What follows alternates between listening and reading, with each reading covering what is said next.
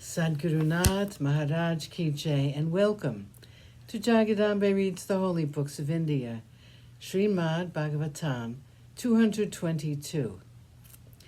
As you may remember,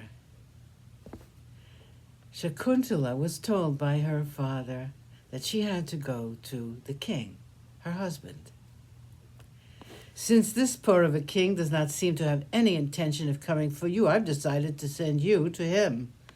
Do not bear him any ill will because of his seeming indifference. Seeing his son, the king is sure to be happy. Your son will be crowned the Yuvaraja, and that will make you happy. Kanva paused and looked at Shakuntala. He could see that she was not at all happy at the thought of going to the king who had hurt her so deeply. She was about to say something when Kanva held up his hand and said, "No, my child. I do not want you to contradict me. I wish that you should go to your husband. It is not right for a woman to stay at her father's house for a long time once she is married. I am only doing what is expected of a father who wishes his daughter to be happy." She was silent. Kanva made all the preparations for the mother and the son to take the journey. Very soon the day came when Shakuntala had to leave for the city. Kanva embraced his daughter with affection and took his dear grandson on his lap. He smelt the top of his head and said, "Child, Sarvadamana, there is a great line of rulers by the name Paurava, and the king who rules us now comes from that noble line, and his name is Dushanta. Your mother is the queen of that king.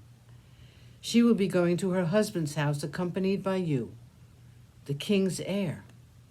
Go and salute your father. You are to be crowned as the Yuvaraja.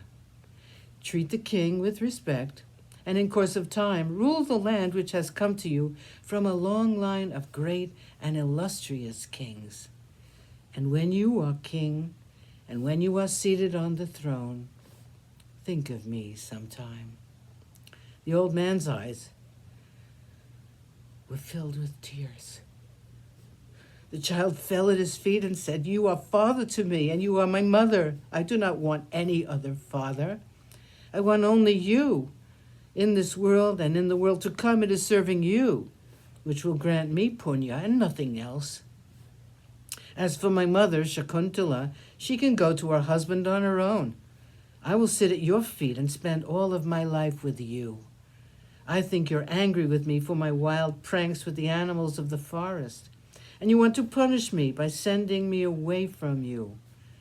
I assure you, Father, I will not molest the animals anymore, and I will sit at your feet and learn my lessons well and with great attention.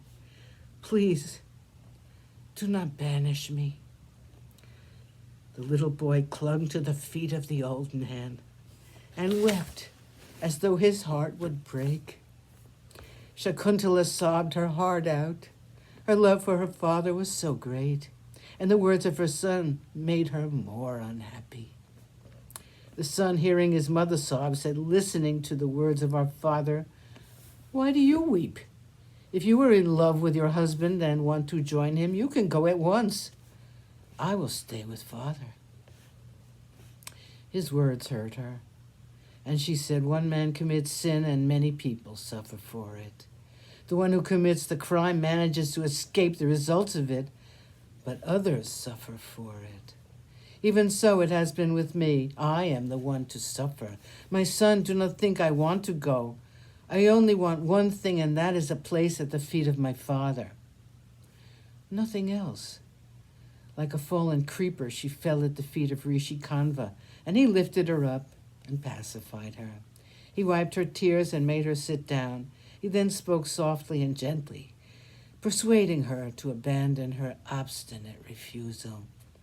The young boy was also listening to his words. Kanva said, "Listen to me, Shakuntala.